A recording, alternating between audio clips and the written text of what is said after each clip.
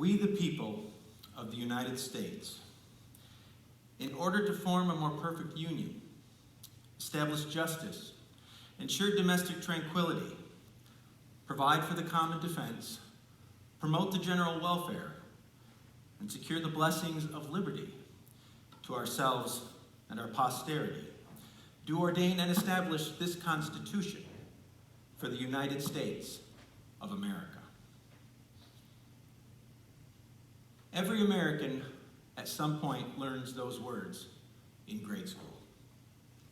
They are powerful and inspiring words.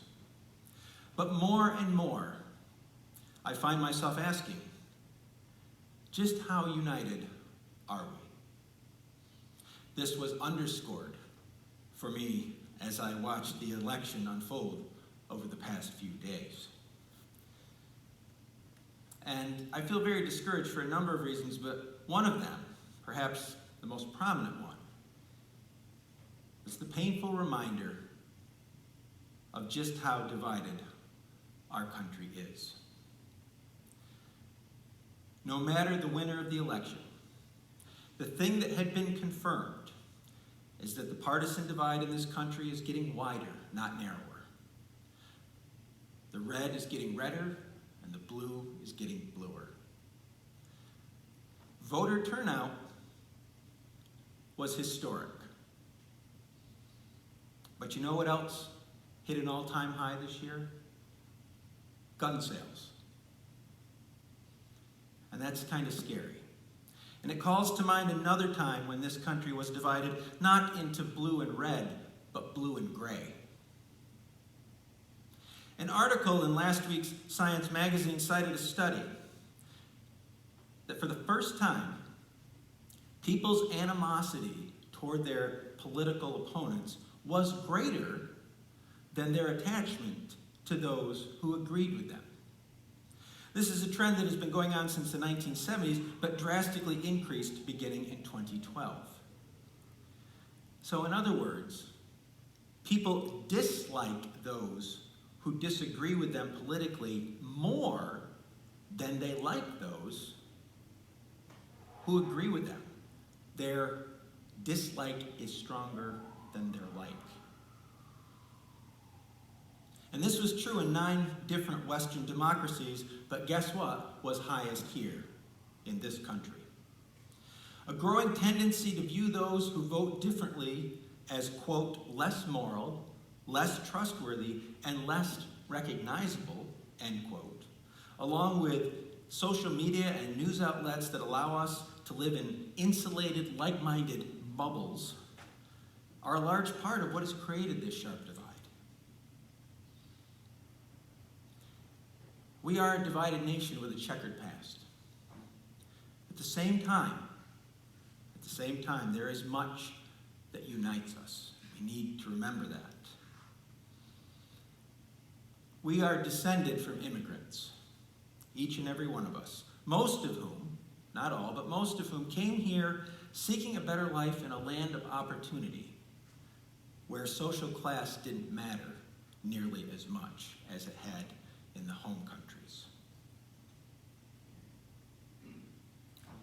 When the chips are down, like when natural disasters occur, or in the aftermath of things like the Oklahoma City bombings, or the 9/11 attacks, or a global pandemic, we support and we look after one another. We try to do the right thing. We've abolished slavery, fought tyranny in 2 world wars, fought for women's suffrage, fought for civil rights. Oh, no doubt we stumble and falter, sometimes spectacularly along the way. But we get there eventually, and there is still much to do. This is an ongoing unfolding of our history. And we have accomplished wonders. We ran a railway from one end of the continent to another. We built a canal connecting 2 oceans. We eradicated polio. We put people on the moon. We've sent spacecraft to other planets, and just this week made contact with one that has reached interstellar space. I think that no matter who you voted for president, we all perhaps went into this week hoping for something different, something decisive. That didn't happen. People were expecting large outbreaks of violence and civil unrest. For the most part, that also has not happened, at least not so far. And the thing is, despite all that contention, our system worked. Poll workers and watchers, both Republican and Democrat, put in a tireless effort, often a voluntary effort, over the past few days as this nation and this world watched to ensure that the process was transparent. Still, passions run high. Joe Biden received more popular votes than any candidate in American history. But Donald Trump received the second highest number of popular votes of any candidate in American history. And we have to remember that out of the millions of voters on either side of that choice, the vast majority are people who love this country. We disagree, and we will continue to do so. But we also share a common future. No matter who we put in elected office, whether it's the president or the dog catcher, we need to remember that they work for us, not the other way around. We need to hold them accountable for what they say and what they promise to do as they represent us in our nation. And it is a nation founded on some of the loftiest ideals ever incorporated into a government. And ideals can be hard to live up to, but that should never stop us from trying. So, yes, I had discouraging moments this past week. I got to tell you, as I was writing this during the course of this week, I said to my wife, I feel like a kid who's trying to draw something and gets a little bit of the way and crinkles it up and throws it out, draws another, crinkles it up and throws it out, and then, okay, I'm not going to crinkle it up this time, and erase, and rework it, and still not entirely happy with how the drawing came out. But I want to share some stories with you that give me hope in times such as these, and I hope give you hope as well. One of them ties to our history, but also our denominational history. There are Unitarians and Universalists in this story, though that's secondary. I'm sure you recognize these gentlemen. John Adams and Thomas Jefferson were both founding fathers. They were incidentally both Unitarians.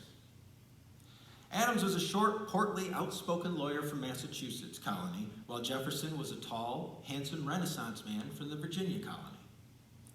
They met and became friends while serving in the Continental Congress. When the decision was made to declare their independence from Great Britain in 1776, it was Adams who personally asked Jefferson to write the Declaration. They became good friends. They considered themselves to be family. They would, like in modern terms, they would have each other over for dinner, that sort of thing. They were close. And both men, after we secured our independence, served in George Washington's administration. Jefferson would eventually resign because of his sympathies for French revolutionaries. He felt that the United States should get involved. President Washington said, we are in no position to commit that level of resources, and we must maintain a neutrality. Jefferson didn't like it, and he resigned as Secretary of State.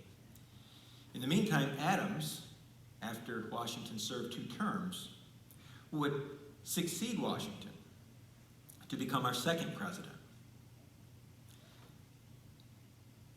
And at that point, as had been growing over their relationship, Adams and Jefferson became political rivals, with Adams supporting a strong central government, while Jefferson championed the rights of the individual states.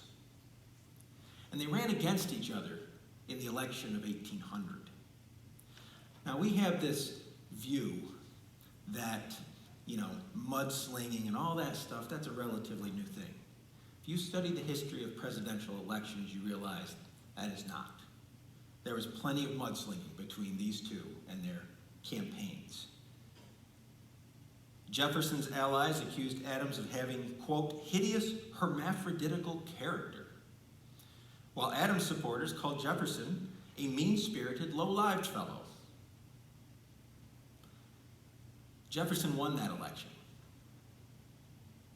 making Adams a one-term president. In fact, on Inauguration Day, 1801, Adams was so bitter, he left town on the morning coach, refusing to attend the ceremony. They were estranged for 12 years. Then another founding father, Dr. Benjamin Rush, who on a side note was a Universalist, acted as a peacemaker between the two aging patriots. He reached out to both of them and said, hey, he'd like to reconcile with you.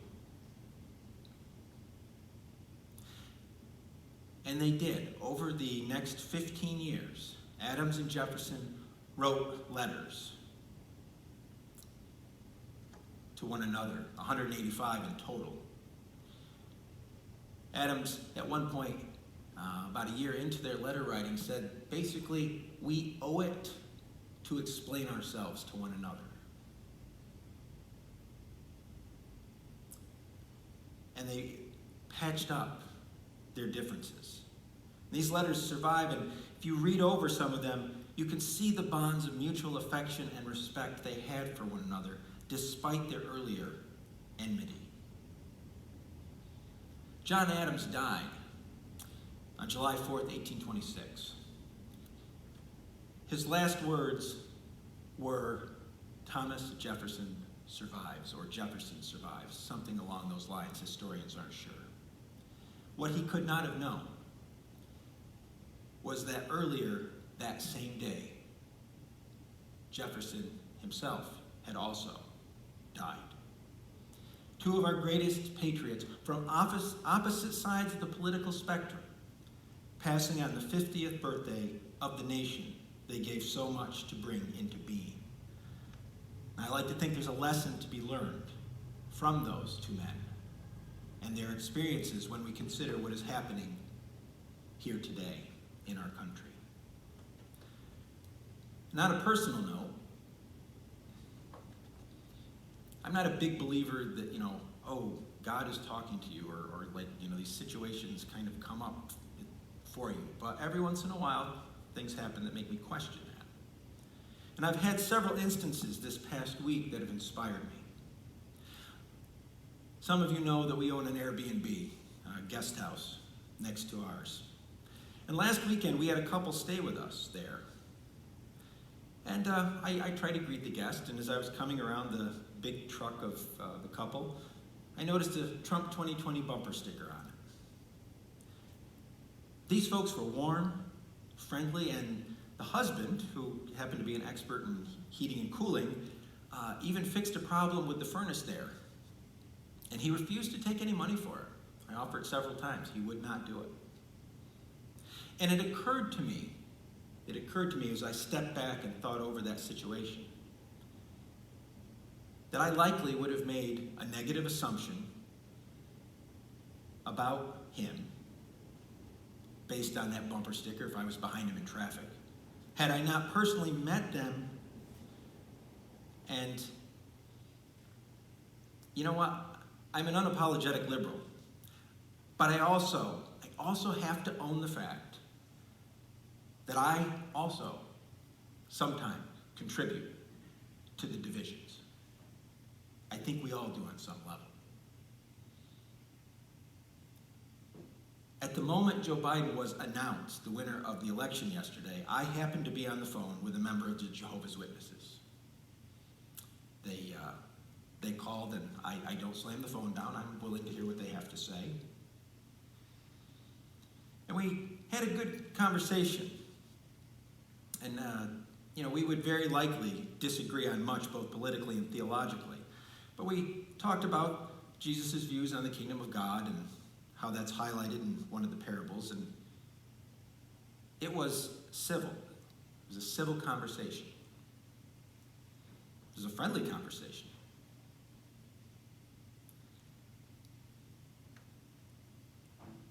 And perhaps most symbolically, I was doing some work down at the end of our driveway of our country home yesterday. And in the gutters on either side, I noticed this red, white, and blue piece of fabric, much smaller than this one. And I recognized it as the flag that hung on a banner at the end of my across the street neighbor's driveway. Now, I don't know, because we just don't talk politics with our neighbors, but I suspect that their political views would be different from mine. But without a second thought, I wiped that flag off. It had been buried in leaves.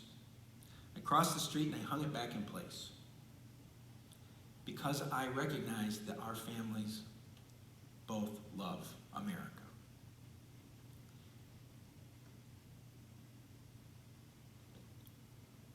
Times like these